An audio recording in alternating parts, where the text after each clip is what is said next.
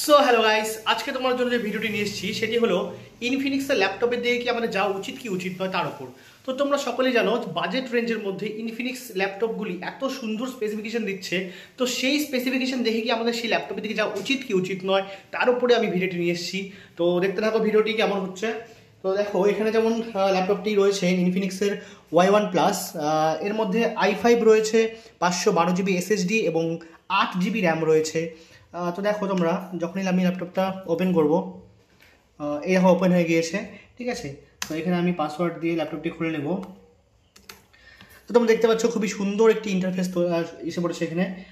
আরেকটা very very interesting জিনিস দেখে, এখানে তোমরা ব্যাকলিট কিবোর্ড কিন্তু পেয়ে যাচ্ছ।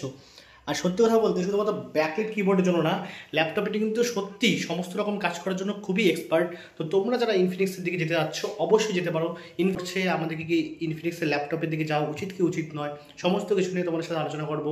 তোমরা ভিডিওর সাথে অবশ্যই জুড়ে থাকবে আর চ্যানেলটিকে অবশ্যই সাবস্ক্রাইব করে রাখবে। তো